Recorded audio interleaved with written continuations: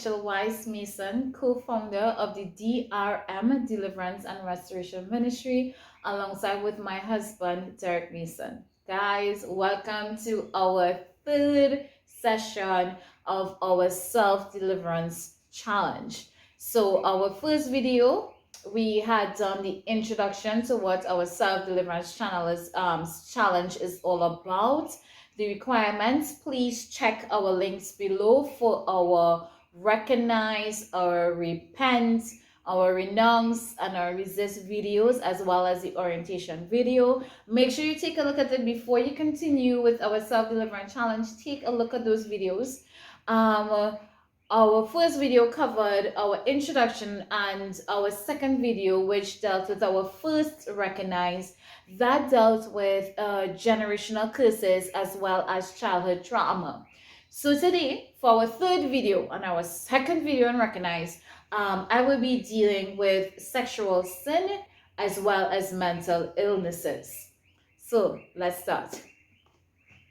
So previously, we again a lot of these things deal with curses and consequences of curses, and our link for the D.R.M inspired channel that talks about curses, you can see that link below. Please make sure that you take a look so you can understand why is it that certain actions will cause certain consequences in our lives. So we had already covered generational curses and childhood trauma. I'm going to move on now to sexual sin and the spirits of lust. So again, get your pen, your paper. Let's get cozy. This deals with just your life. So this is not generational curses where you examine your family. Here you would be examining just your life alone. You cannot do this with someone else, unfortunately. Share the video with them. But this is personally for you. Get your pen and your paper. We're going to be making notes so that when we're ready to do the renunciation, you have all the information to the top of your head in one place so that we can have a smooth prayer session. So again, after recognize, our 3 videos with recognize, we're then going to do renunciation and repentance with Prophet Derek Mason, and then he's going to lead us into the deliverance prayer, and then you can take a look at our resist video. So we are full on stream. Guys, do not get tired, do not get weary.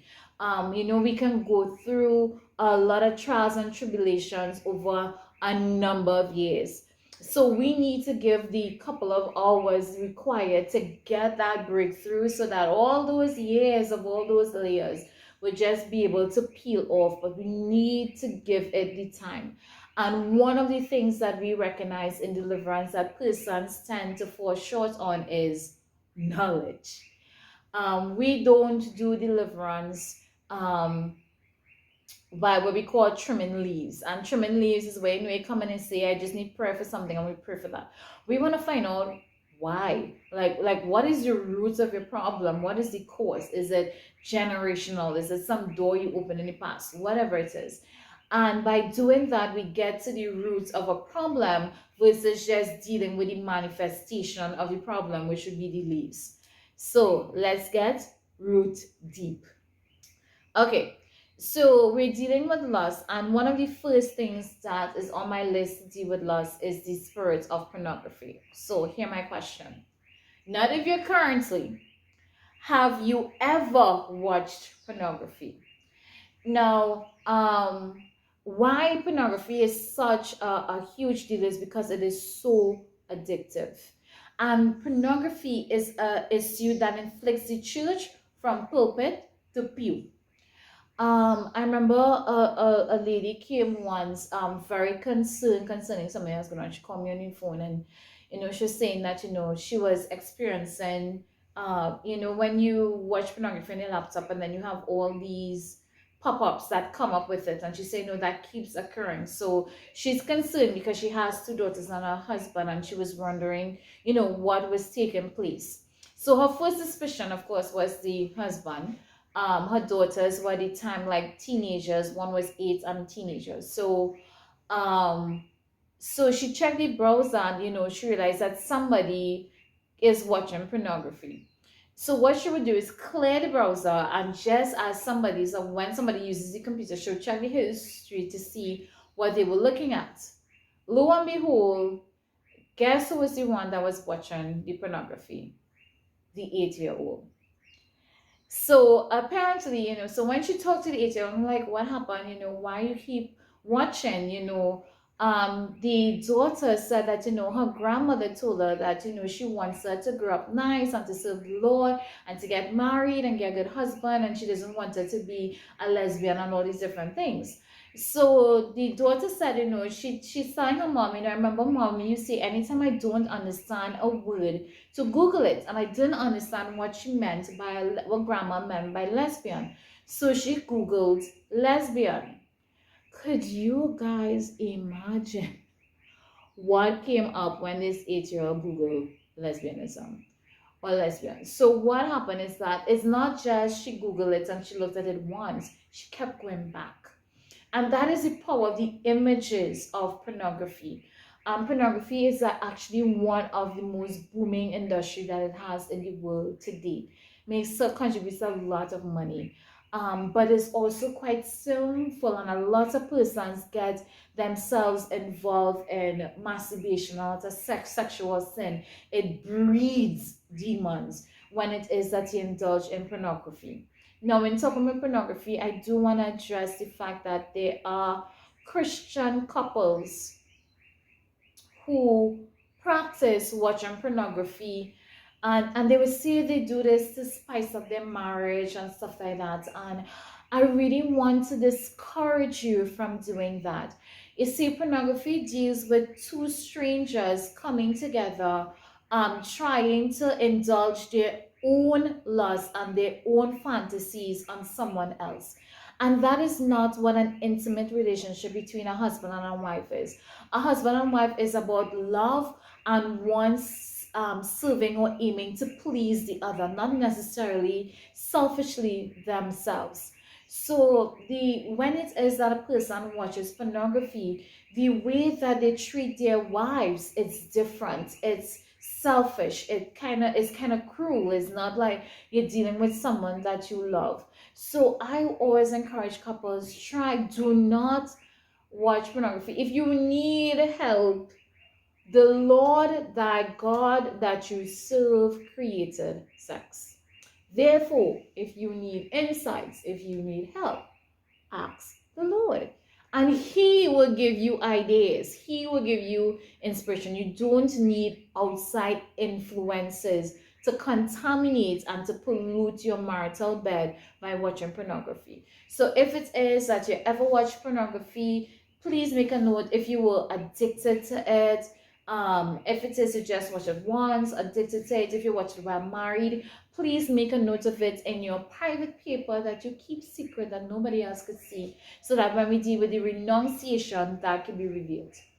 The other one is masturbation. So masturbation is inappropriate touching of self. I will put it like that.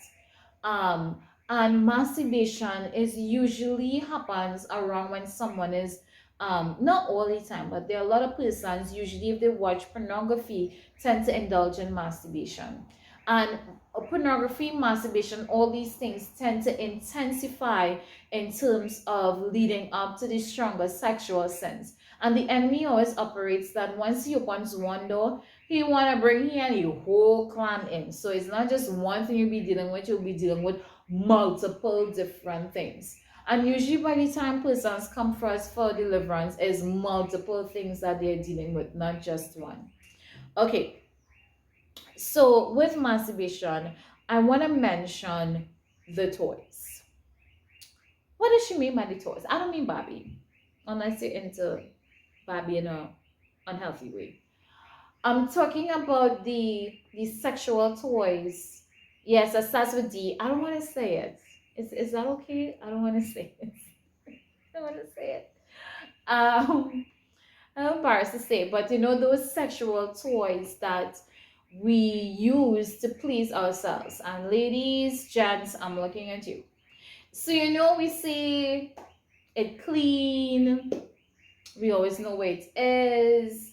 it doesn't cheat, it not bring back any diseases. And we have all sorts of excuses for why we could use these things. And no, I'm trying to keep myself as a child of God. This better than committing fornication or whatever it is, but it still opens up doors to spirits of lust over your life. I do remember a pastor was doing a cleanse, and I would have never thought masturbation to be an issue in church. And I remember this pastor decided to do a cleanse where she talked about these toys and asked persons in church to bring their toys. Guys, it was the first time like I ever saw one in like real life. And then the pastor gave me and the task of getting rid of it. I am not going to get into those details. We obviously couldn't throw it in the bin, and those things do not burn easily. Let me just put it that way. They don't burn easily. And like we didn't want to burn it in our yard because we didn't want a neighbor to look over and see us burning this thing, so that's a story for another time. But if it is that you indulge in masturbation, use of toys, and all these things, we know that as Christians it's very difficult to keep ourselves in line away from fornication according to the word of God. But we have to use healthy methods, training our minds, renewing our minds, not fantasizing, not thinking about sex, not watching sex on TV or anything like that. Those are the methods that we use in order to keep ourselves in line, not participate in them in ways that we deem safe, if that makes sense. Yeah. So if it is that you participate in masturbation, make a note of it in your paper for when we're ready to do our renunciation. Our next issue of sexual sin is adultery. Now, adultery is inappropriate touching of someone that you're not married to. And adultery, just to be clear, is for persons who are married that are engaging in sexual relations with someone that is not their spouse. Yeah. So if it is that you are flirting and inappropriate touching and all these different things with someone that is not your spouse, not even if it has not reached the point of intercourse, please make a note of adultery for me, please. Now there is this concept of emotional adultery. I'm just gonna touch on lightly. Anytime you treat someone who is not your spouse as if they are your spouse, that is emotional adultery. So, for example, you get some good news and you're so happy. You call that person male friend and not your own husband to share that news. Or you feel down, or you tell them your marital issues and problems and these kind of things. If you do things like that, that sometimes builds emotional tie to someone, and that could be emotional adultery. AKA we call them like your work wife and your work husband and all these different things. Absolutely no, no. Those are, first of all, are not terms you allow anyone to use with you, and those are not relationships that you feed in those manner. Your husband and your spouse should really be your best friends and the person that, if anything happens to you, the first one you turn to. So if it is that there's adultery, whether it reaches to the point of being physical or emotional, please make a note of it in your secret paper. Next is homosexuality, and that is inappropriate touching with someone of the same sex. Now, we tend to find that women tend to be more experimental in this avenue because it's less intrusive. So I remember there was a period of time where we were dealing with women, and a lot of them would say, they're not necessarily of that tendency, but they were curious, so they just try out or anything like that. So if it is that there is any inappropriate touching of someone of the same sex, please make a note of homosexuality for us, please, in your secret paper. Next, we will be dealing with soul ties. So what is a soul tie? Now, a soul tie is what we call a neutral word that can actually have a good meaning or a bad meaning. So a soul tie, a good soul tie, is when you have a relationship with someone and that relationship really edifies you. So it's where you have a connection with someone that goes beyond the casual or the physical. And so persons have soul ties with their spouses. Persons have soul ties between parents. As people in church, we have soul ties one with another. So a good soul tie is one that edifies you. It builds you up. It makes you a better person. It draws you closer to God. Those are the kind of soul ties that we want, the good ones that kind of pull us closer to God. A bad soul tie, on the other hand, is the reverse. This is where you have a relationship with someone that depletes you. It drains you, it distracts you. It causes you to pull away from God. It causes you to be not showing the good qualities, or building yourself the way you should. Now, the easiest way for Satan to build a bad soul tie is through sexual sin. And usually, as a child of God, you know that if you are engaging in sexual sin with someone, it really makes you very difficult for you to pray.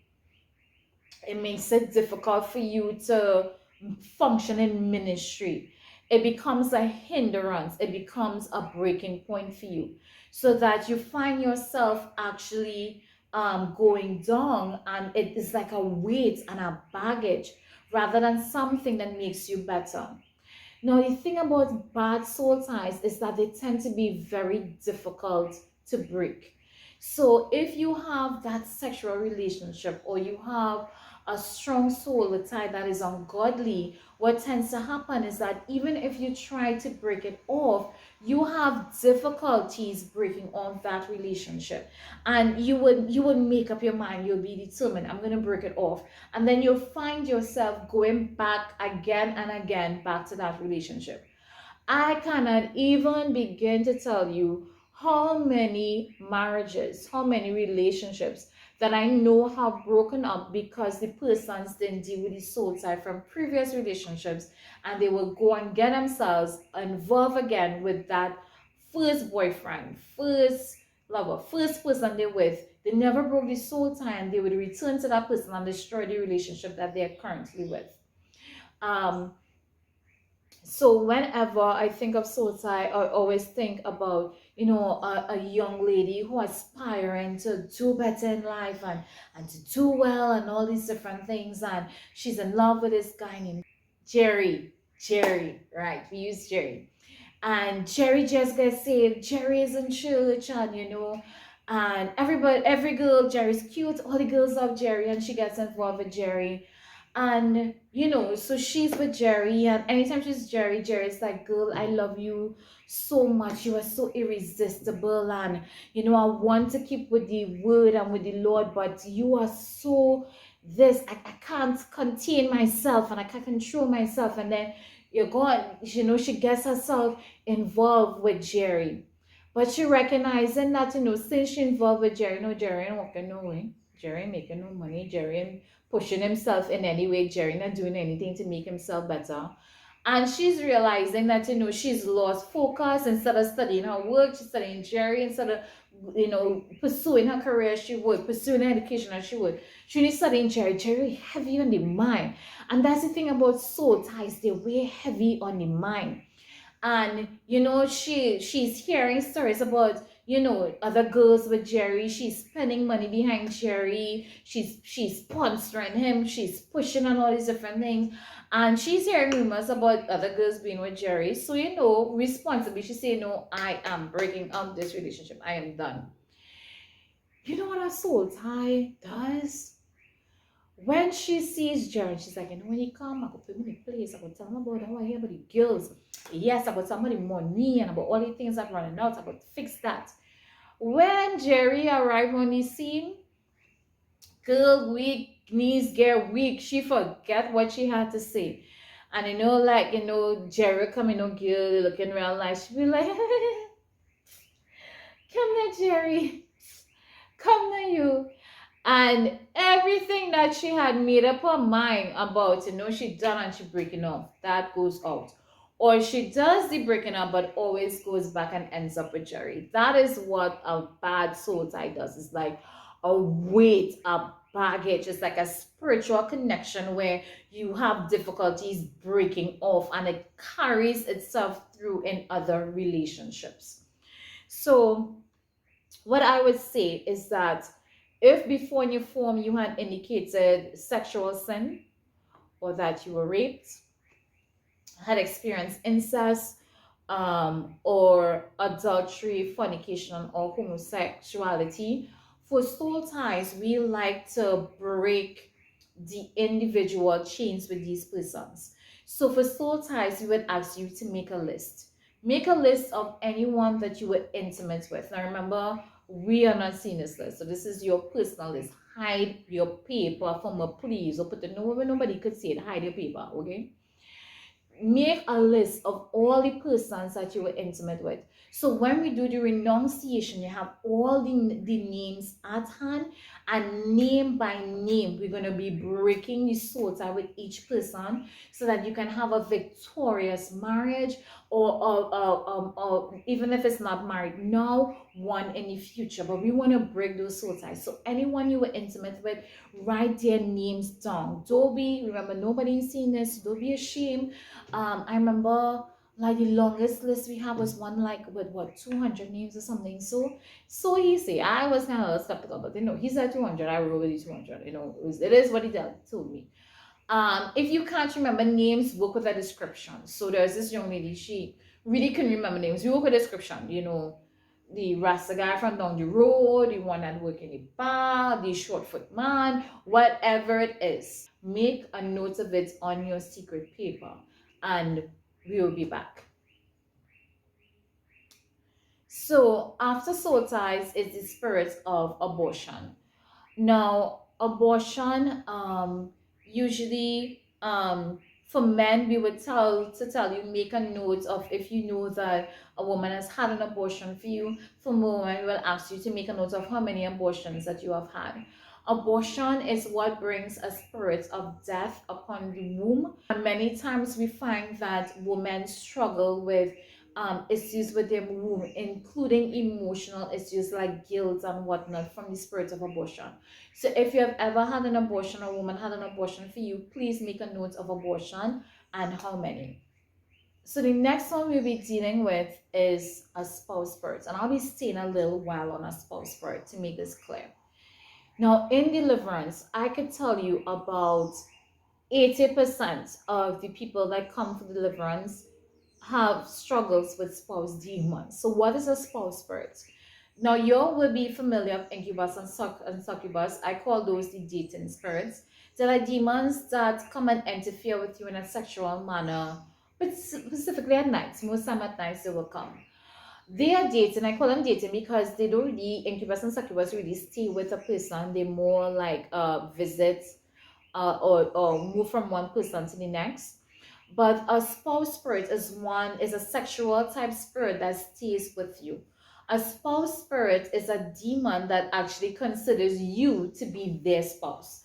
Whether you are male or female, they consider you to be their spouse. Now, the way that a spouse spirit operates would be dependent on your marital status, if you're single versus if you're married. Now, a spouse spirit does not like covenant relationships before God. So their aim, if you are single, is to keep you single. They do not want you to get married. However, they need to create open doors into your life. So what they will do is cause you to be engaged in sexual immorality, in fornication, common law relationships, all these different things, but they do not want you to get married. So if you're in a relationship for a while and it's common law, whatever it is, and you start talking about marriage, you will see that that relationship quickly breaks up. Either anger, rage, some kind of thing will come up, and you'll find that the relationship breaks up. And if you look back, you can't really say like what happened or why it took place. So their aim is to keep you single, so that you don't get married, and that you keep in these ungodly relationships to create open doors for them, because a covenant relationship takes priority or has precedence over their relationship. So their aim, make sure you don't have a covenant and you only have ungodly relationships, so they have room to operate in your life. On the other hand, if you are married, their aim is to present a wedge between a husband and wife. So what they will find, you will find their cases of like anger or rage or things like that that's popping up. Now, I usually would do a play to demonstrate spouse spirits, but I want to deal with spouse spirits another time, in another video. So I would be doing that play and everything for you guys. But basically, if you're married, their aim is to come between a husband and wife, to destroy that intimacy, to destroy the affection, to destroy the love. We have seen it reach to the point where husband and wife can't even touch each other, can't even stand to be in the same room whenever there's a spouse spirit that's operating. That's how we recognize it. It's that broken relationship. There's a lot of anger, there's a lot of rage. So how he likes to do it, particularly for husband and wife, is that the enemy will try to introduce third parties into their marriage. But via, if it is via dreams, they would dream ex-boyfriend and ex-relationship, or they would start having these strange affection for someone else. So, for example, I remember one of the first cases that we dealt with spouse spirits. Dealt with a young lady who came, and her husband was from Europe, and she came for deliverance because they were having intimacy issues, and she no longer felt connected to her husband at all. She said she felt like they were strangers. She was also struggling with fertility issues, and when she came and we were talking about her, she was talking about that she kept dreaming her ex-boyfriend, and she was wondering if God was telling her that by dreaming her ex-boyfriend and she should have married her ex. Remember, guys, we had talked about soul ties and about if you don't break the soul tie, what it can do to your marriage. This is a perfect example. Spouse spirits love to use soul ties in order to wreck your marriages. So when we did the deliverance on her, that was the first time we saw a manifestation of a spouse demon. We said no. We started making declarations. She would love her husband. The demon said no, she would not. We said she would love her husband. She would bring forth child. It's like no, she would not. I cursed the womb. So we then started to recognize how spouse spirits behave and function, and the demon started saying that she belongs to him and she is her own. I also remember doing another deliverance session on a couple, and the wife had manifested, and I was there and myself in the room, and we were doing the deliverance, and the demon said, "You come." So I looked around, it was just me, so I went, and the demon was like, "Tell that man out there." I was like, "Who you mean, a husband?" He's like, "No, that's not a husband. I am a husband. Tell that man out there. I say this is my wife. And this is my wife, and because she's my wife, tell him that's why the last time she got angry and she pulled the wedding ring. Tell him I say that was me, that wasn't her. It's I who caused her to get vexed. It's I who caused her to pull the ring. And tell him I say don't put a ring on that finger." Well, all they know me a little bit, like my little lackery, I was back now a little bit. So I went to the husband because I really wanted him to understand the seriousness of what was taking place. And I was like, the demon just manifested. The demon said, he was like, what? The demon said that, that he wife, that's not your wife, that is his wife.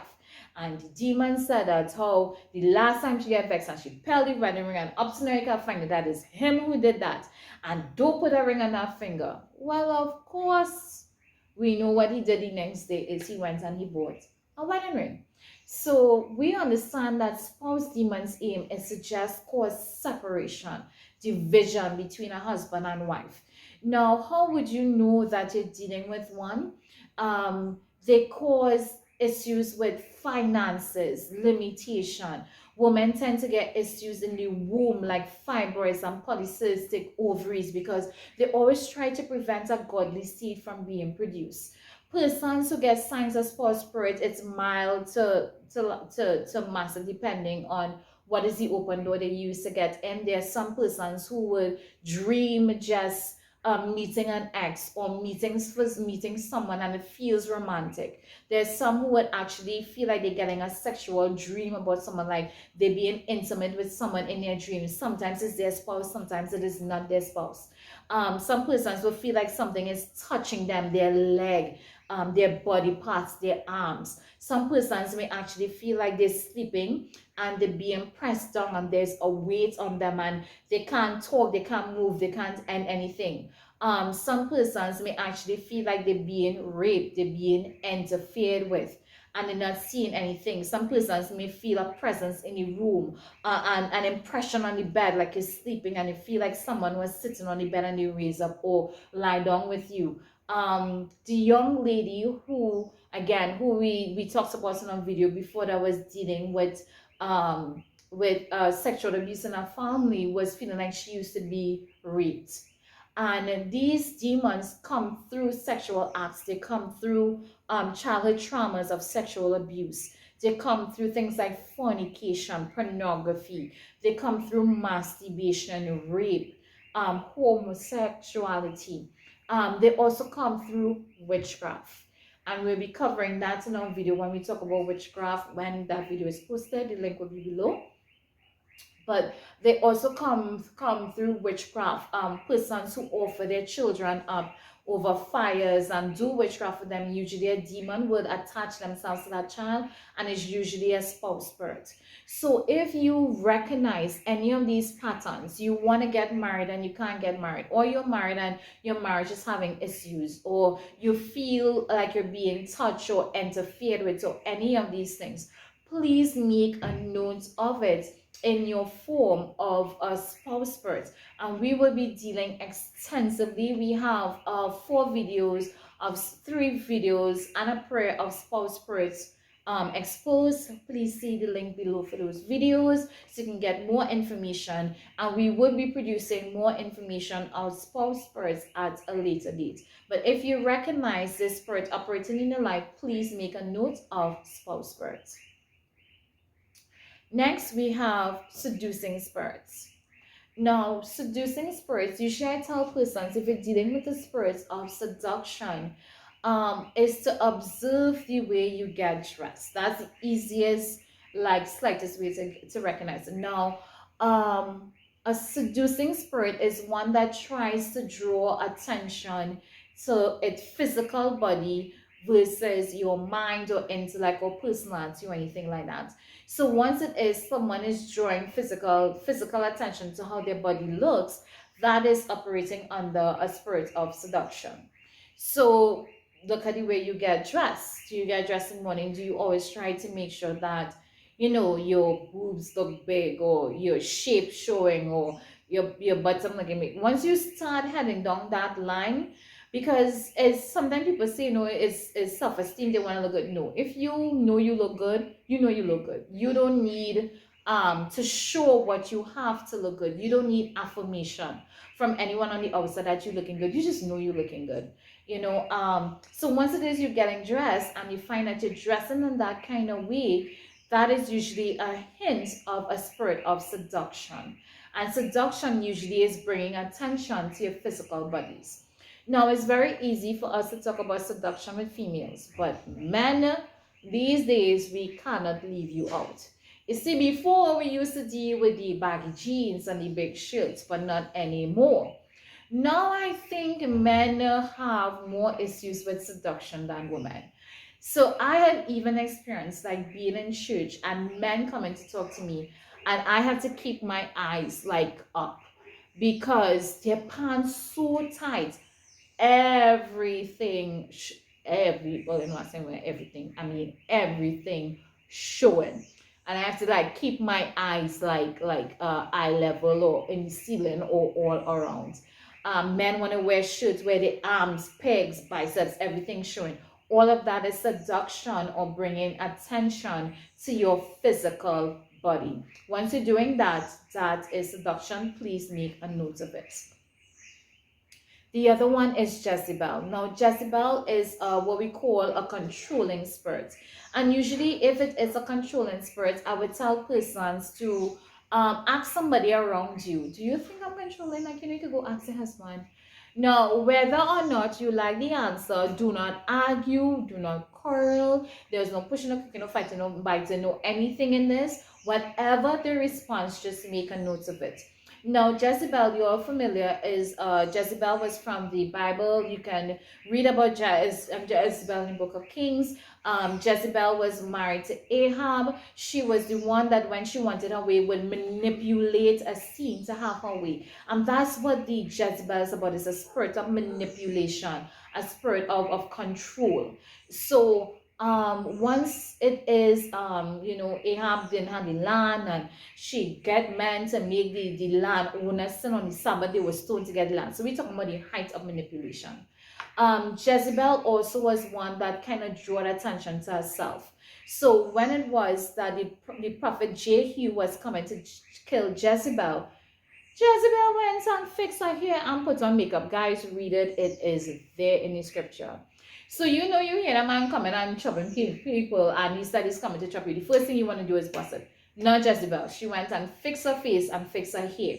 She was planning to use her physical appearance to appeal to the prophet, not to kill her. And that is how Jezebel functions. Control, and they tend to use physical appearance as a means of control and manipulation as well. Now, if it is that you know Jezebel for your spouse or parent, could you make a note of Ahab for yourself? Ahab is an overly submissive spirit that allows Jezebel to function. So sometimes you would be in the house and be like, your wife for your parent, your curl, and be like, what are you curling for? What are you curling? Give her whatever she wants, whatever she asks, just give it, just give it. When she asks, well, let me just do it.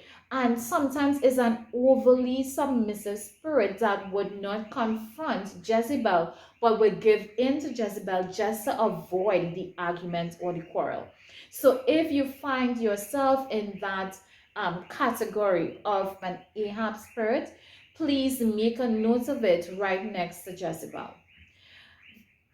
The other one is the spirit of infirmity. And infirmity deals with sickness. So if you were ever ill or hospitalized before or anything like that, please make a note of infirmity, particularly with connections with spouse spirit. We like when persons make a note of if they have issues with fibroids or polycystic ovaries or anything like that. So any ache, any pain, any surgery, any issues like that, please make a note of infirmity and what it is so that we can renounce it.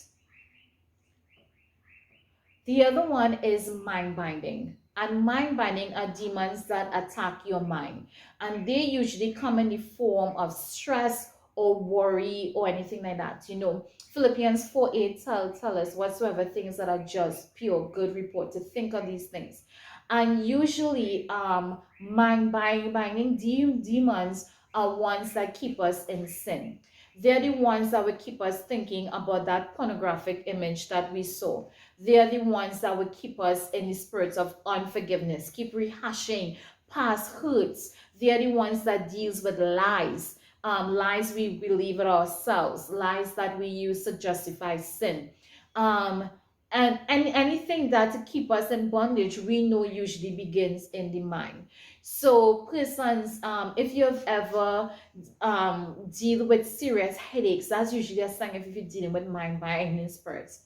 If you have headaches a lot, like migraines, am I giving you a headache? Make a note, because those are signs of mind binding spirits. Now, persons who deal with mind binding spirits may also be dealing with things like mental illnesses, which be things like hearing voices, manic depression, bipolar, schizophrenia. If you're dealing with any of these issues as well, please make a note of mental illnesses. With that, we deal with depression. Depression is not just a matter of sadness. Depression is also a heaviness, a lack of motivation to do things and to get things done. So you find yourself being not wanting to get up to go to work. You're supposed to start, of course, you're not motivated, you're not driven. Persons who suffer with serious depression spend a lot of time sleeping or just generally sad or down. So if you feel that weightiness, that heaviness, in addition to the sadness, you may be struggling with a spirit of depression. So guys, we would end this session here. We're going to pick up from low self-esteem, rejection, and just dealing with the last few items of open doors to deal with. We're going to deal with it in our next segment. So again, please don't forget to like, subscribe, share, click the notification bell, leave your comments and your questions below so that we can answer them and try to bring some clarifications to things that you're not too sure about. So again, thank you for joining us for our second session, and see you again for our third session of recognition. Thank you. Bye.